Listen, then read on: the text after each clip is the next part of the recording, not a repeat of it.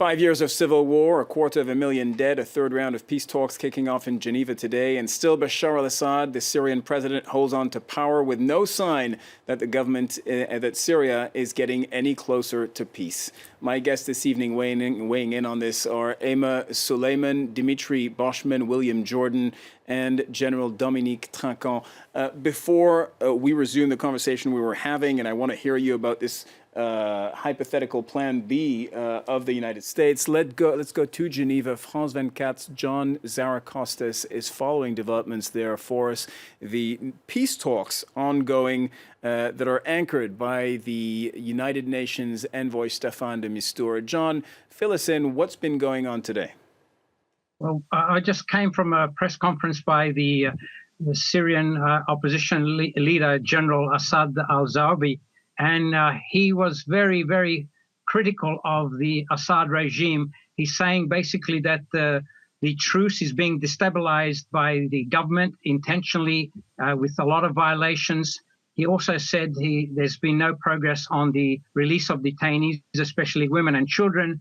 And he accused that the government is not serious in these negotiations. But at the same time, he repeated that they want to see a political transition, a transitional body, to then have elections, a new constitution and elections. But the opening comments by the general are not very good signs that this round is off to a good start. What are you expecting now?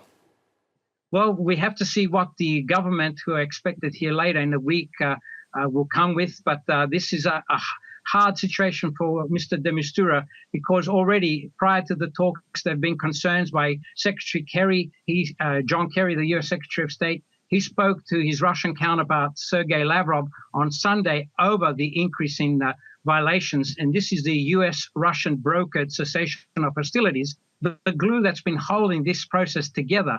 And there's been a lot of concern about, especially in the last 4 days, the increase in violations, one, by government regime forces around the Aleppo area, and also by a major offensive by the al-Nusra Front, which has inflicted a lot of casualties on government troops. So there's a two-track approach here. The Iranians and the Russians are concerned about the al-Nusra.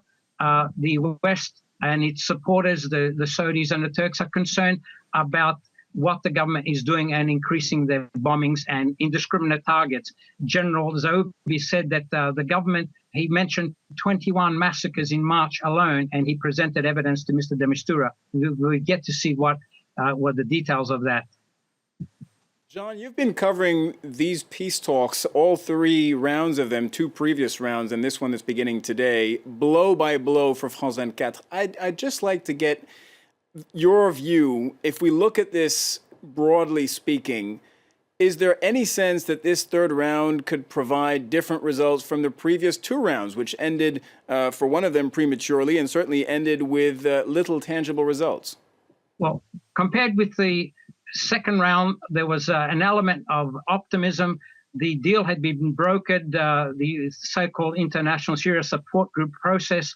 After the conference in Germany, the Russians and the Americans got together and got the cessation of hostilities and managed to ram it through to all the regional players. And that seemed to have a high optimism. Humanitarian aid started to flow. What we hear from humanitarians, no convoys have gone through in the last week, except for the airdrops in Dar az-Zur, which is Islamic State siege town, a city. So the humanitarian process is backsliding as well. And we haven't heard about the 500 elderly and sick people who were supposed to be evacuated. That's dragging along as well. So many things are going backwards compared with the last round of talks in March. So it's up to Mr. de Mistura to pull out all stops. And perhaps it might require some higher intervention, perhaps Secretary Kerry and Lavrov to fly in and try and pick up the pieces. All right, thank you very much, John. And yet you say that there is an element of optimism among diplomats. Thank you. You just mentioned the American Secretary of State, John Kerry, the Russian Foreign Minister, Sergey Lavrov. Let's pick apart really what the U.S. and Russia are looking for and what their leverage is in these negotiations. Dmitry Gorbachev, you were telling us about this Plan B that's being reported in the Washington Post today, alleged Plan B by the United States, that they could arm rebels and try and tip the balance of power in favor of the opposition from on the battlefield.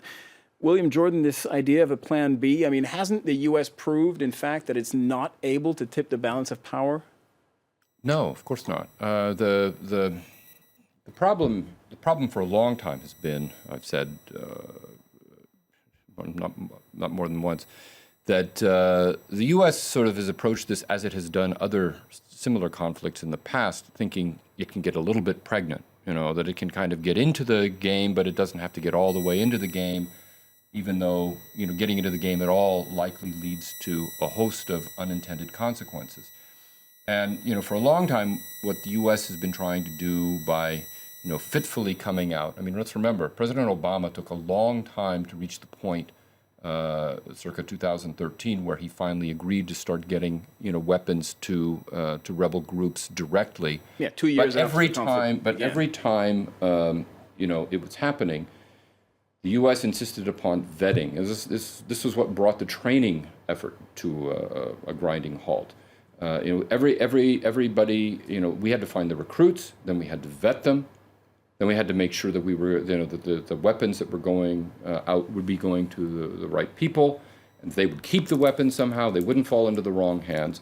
All of this is, incredibly naive, but it goes back to the experience in Afghanistan, where a lot of U.S. weaponry or funded weaponry did go, sort of across the board to any mujahideen who was willing to take the weapons and fight.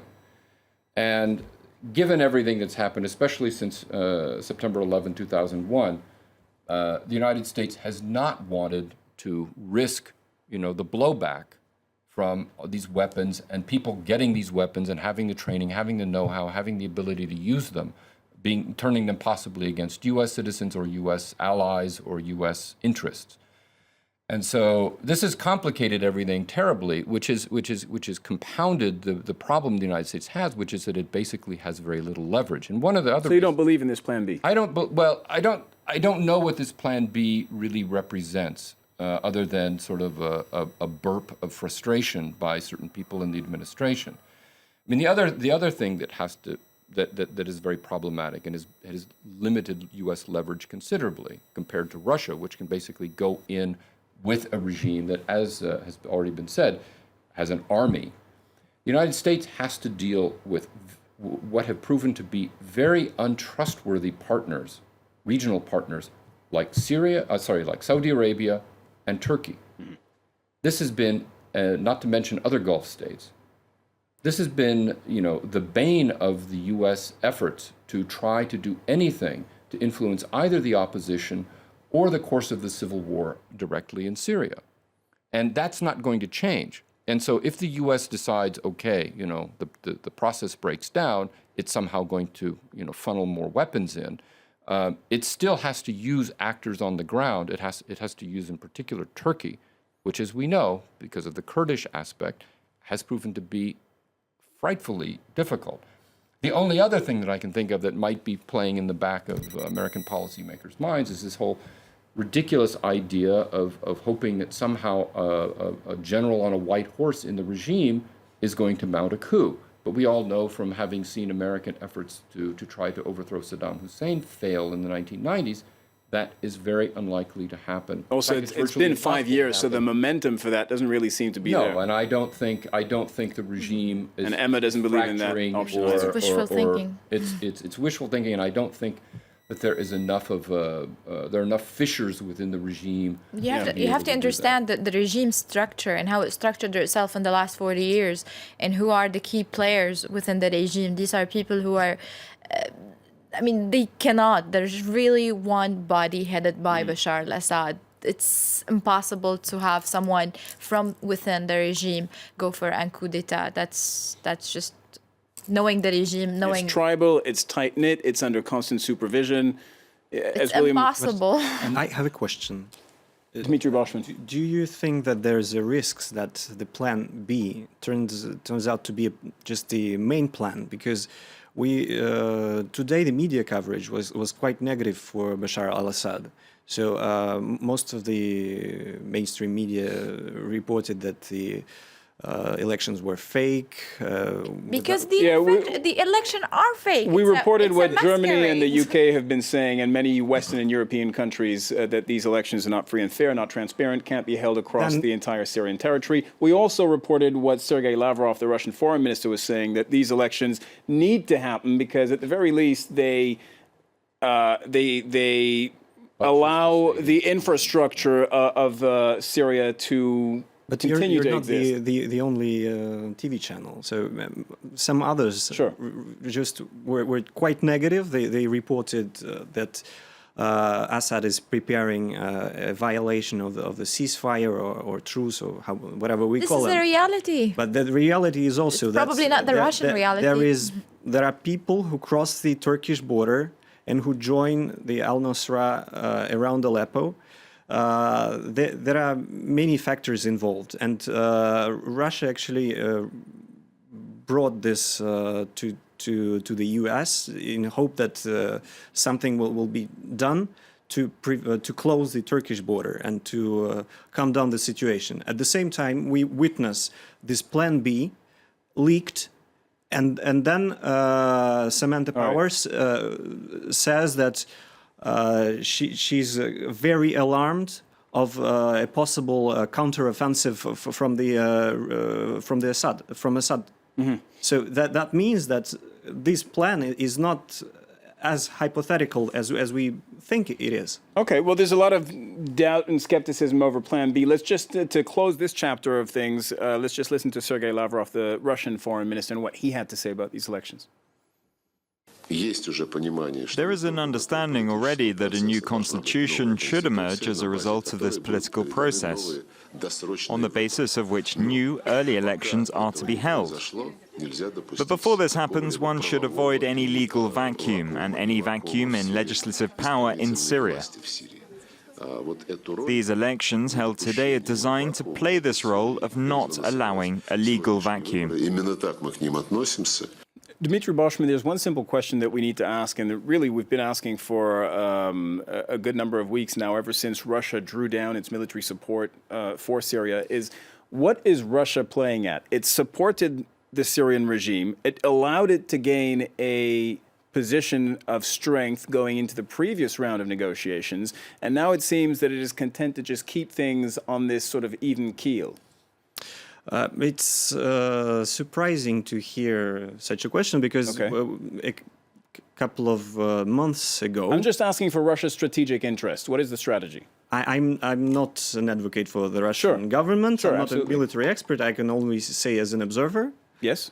So, in your capacity as an observer? Yeah, in my capacity as an observer, Russia, following the cry for help from the what turns to be a legitimate Syrian government, no matter whether we like it or not, Russia helped them strike the extremists, and then it pulled out. So the major military intervention is well, the always... extremists are still there, so... But as we see in Palmyra, this policy works in a way, not completely. But to a degree.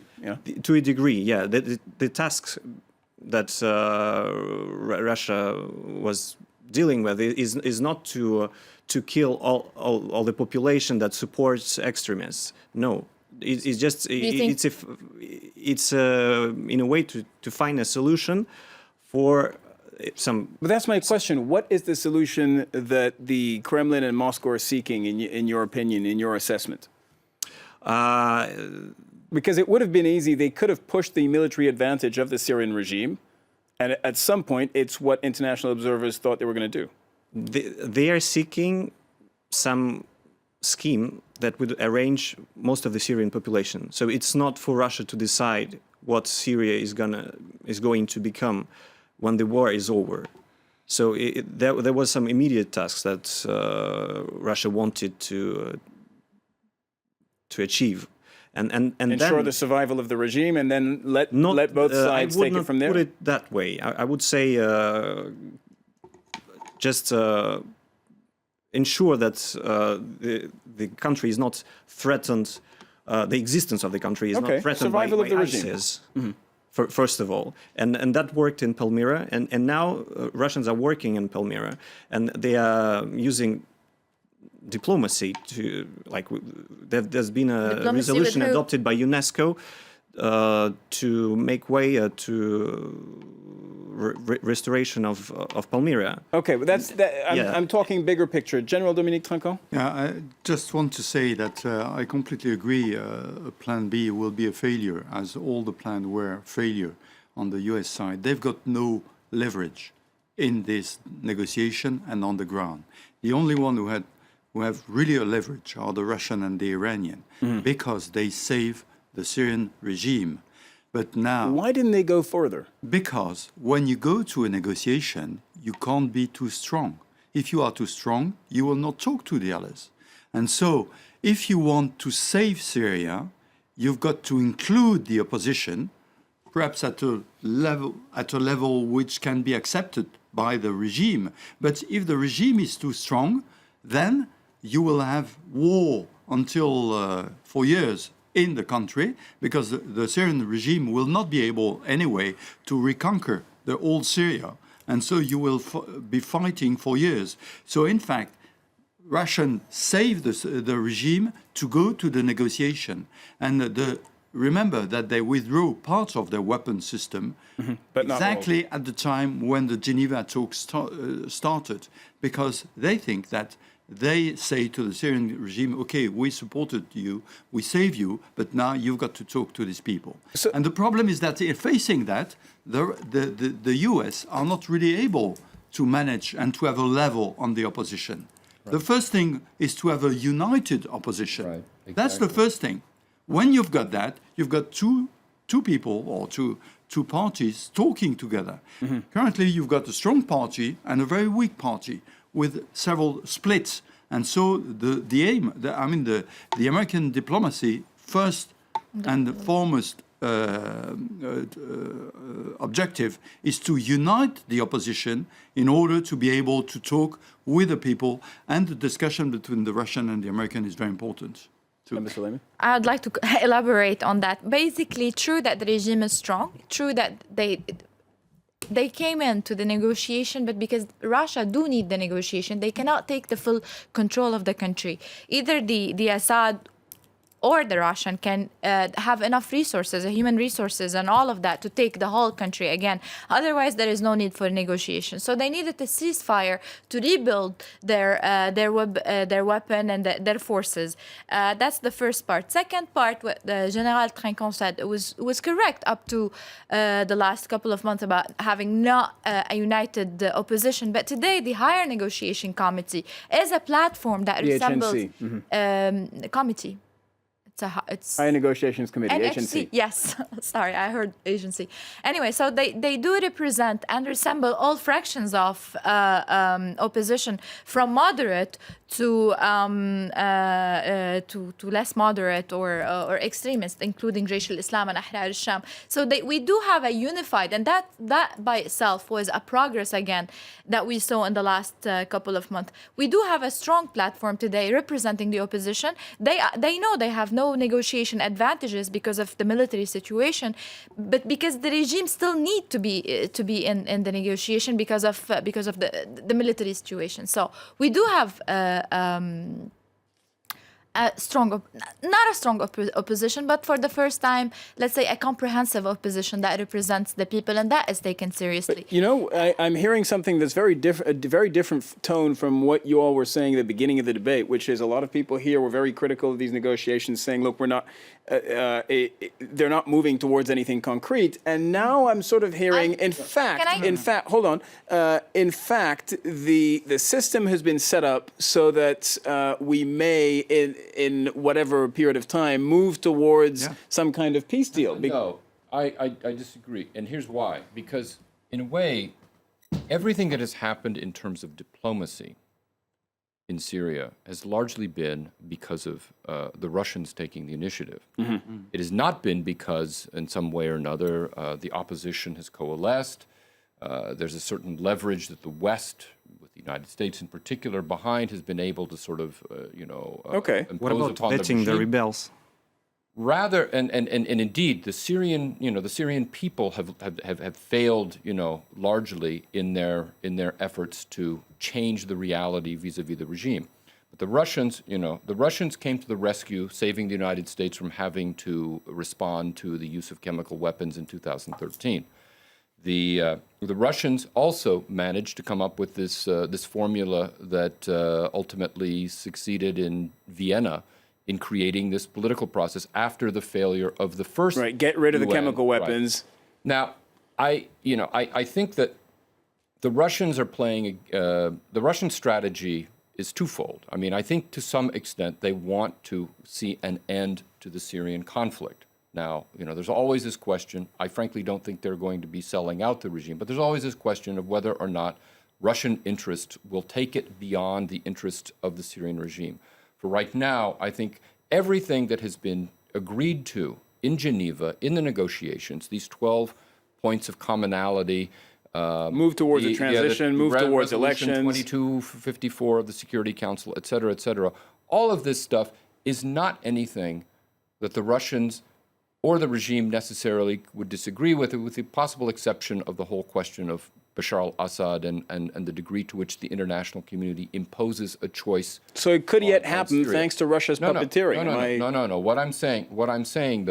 No. What I'm saying here is that just briefly I think that what is going on here is a game whereby Russia is providing the diplomatic top cover for the Syrian regime to press to fruition its steadfastness campaign of holding on and holding out and counting on, ultimately, the rest of the world, and particularly the Syrian opposition, going away, giving up, and thinking, okay, we'll fight another day, another way, and basically the regime wins, and Russia wins behind it.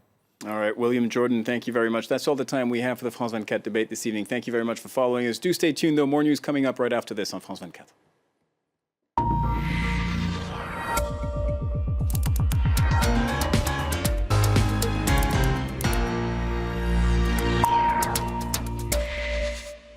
All right, James Creedon joins us now for Media Watch. Good evening, James. Good evening, Cyril. You've got more on the same topic, the third round of peace talks in Geneva. That's right, and also the election underway today in Syria. A quick look at some of the headlines. France says election underway in Syria is a sham by an oppressive regime. That was the official comments by the French Foreign Ministry today.